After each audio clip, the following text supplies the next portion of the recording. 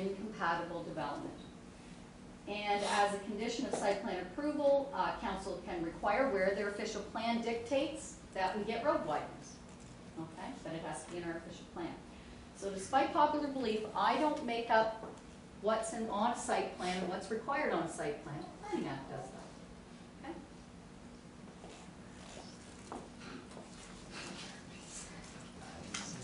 Yeah.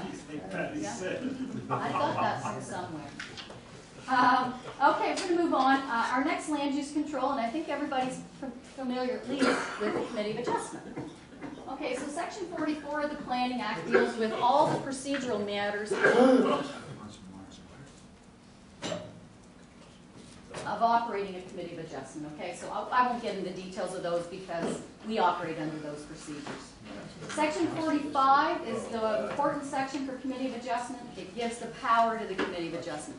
Council appoints the Committee of Adjustment, basically. That's how it works. Council gives these powers to the Committee of Adjustment. Okay, so Section 45 establishes all the procedures and regulations such as public notification, appeals, and timing. But the powers of the committee, okay, the committee has a number of powers.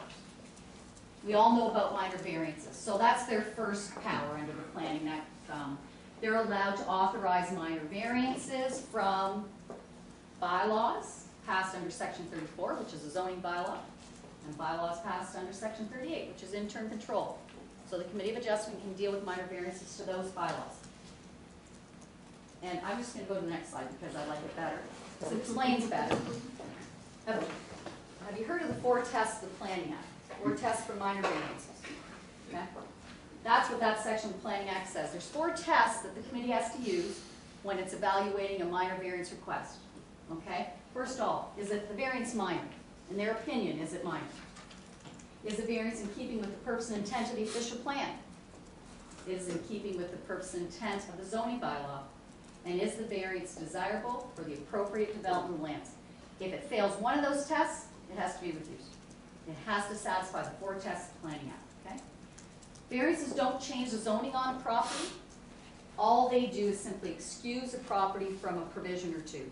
So the zoning, say you had an R6 zone, you went for a minor variance, so you're still in an R6 zone. But we have a record that you had approval from the Committee of Adjustment saying, well, I can provide a 4-foot side yard on my house instead of 6. That's just very simple, but it doesn't change the zoning. And that, through you, that goes to that common knowledge that, oh, well, somebody got something, therefore it is. Yes. Because that's the reality. And I think that latest one that you brought to us after the committee's seen so many of those ones that we've done. Large garages, yes. Right, yep. That they brought back a recommendation for us to change, and that's where you start seeing heads up type of thinking, right? Because it does not change the zoning bylaw. Even though he got to do it, you can't break the law too, right? That's right. You have to go through the same process. However, now, because we've amended the bylaw, of course, there's larger garages allowed all over Lambton Shores. But yes, no, this is site-specific, only applies to that property. If you want it, you need to apply and justify the Committee Adjustment why you satisfy the 4 tests of Planning Act. Okay. So that's the most well-known power of the Committee of Adjustment, right? That's the one we all know. The Committee of Adjustment also has other powers. They can deal with legal non-conforming uses, and a legal non-conforming use is a use on a property that exists today that was legal when it started, but we passed a new zoning bylaw that makes it not legal. Okay, so let's say I had some form of industrial use on a property, and when I established it, it was permitted. But we've done a new bylaw, and now that's a commercial designation or something. I become legal non-conforming with respect to the bylaw. I'm not allowed to expand or enlarge or change my use without coming to the Committee of Adjustment for approval. Okay. So the committee can allow an enlargement or an extension of a building or structure that has a legal non-conforming use in it, okay? But it can't authorize the extension off the original property that was on the day that the bylaw changed. Okay, so say someone had a business on a property, it became legal non-conforming. After the bylaw was passed, they bought another piece of property adjacent. They cannot extend onto that property. It has to be on the property the day the bylaw was passed, okay? The committee can also allow a change in legal non-conforming use if, in their opinion, the use applied for is similar or more compatible. Okay, so there is flexibility for legal non-conforming uses. Okay. The one other thing that the committee can do is that, well, this is the second other thing, because this is just pure planning, pure zoning, okay? If something's defined in general terms in the bylaw, someone can ask for clarification. They can say, well, this is what the general term says, but I want to do this. Do you think that's close enough to what the general term is? And the committee can make that determination, okay? It doesn't happen very often. In fact, I can think of maybe twice in my career that it's happened, but it's there. Probably happens more in big cities. Okay, so council can also empower their committee of adjustment to grant minor variances from other bylaws that have effect on land use planning and are identified in the official plan. So a sign bylaw, a fence bylaw, all related to land use, all related to land development. The committee of adjustment can do that also. Okay. Yes, ours does fence. We do signs. Not signs. Signs come to council. So they've been delegated the responsibility for fences. Okay, so we're going to move on to the subdivision of land, which is section 50 and 51 and 53 in the Planning Act. Okay, subdivision is basically when you divide land into 2 or more parcels and you want to sell one. Okay, you have to have Planning Act approval to do that. You just don't get to do a deed and convey land away. There's 2 different types of land division. One is a plan of subdivision and one is a consent.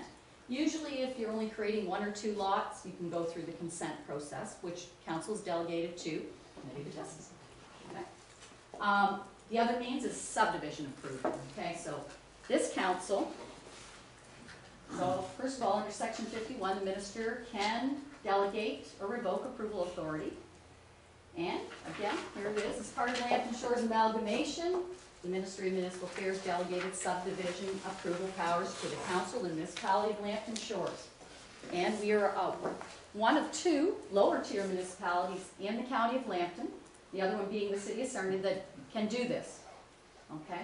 Lambton County is the delegated approval power for all other lower tier municipalities in the county of Lambton.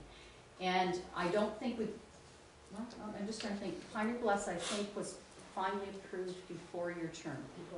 Yeah, that's the last. See, some of the older plans were approved by the Ministry of Municipal Affairs, downloaded to the County of Lambton. The County of Lambton is still the approval authority for some of the old plans. Anything since amalgamation, approved by council, stays with council. You don't have to ask the county for anything. It's all up to us. Okay? We're unique across Ontario. There's not a lot of municipalities the size of Lambton Shores that have that approval authority. All right, so why do we do plans of subdivision approval? Well, it ensures that the land is suitable for the proposed new use. The proposal conforms to the official plan and zoning, as well as provincial legislation and policies. Communities are protected from developments which are inappropriate or may put an undue strain on the community's facilities, services, or finances. Those are the reasons why we review them. Again, section 51 establishes procedures and regulations for considering public notification, appeals, timing criteria, conditions. And again, when we consider plans of subdivision, we have to look at, this is the direction in the Planning Act, the other things we need to look at when we're considering. So we have to look at accessibility, health, safety, convenience of both our present and our future inhabitants. We have to look at what the effect the development has on matters of provincial interest. So there's the provincial policy statement.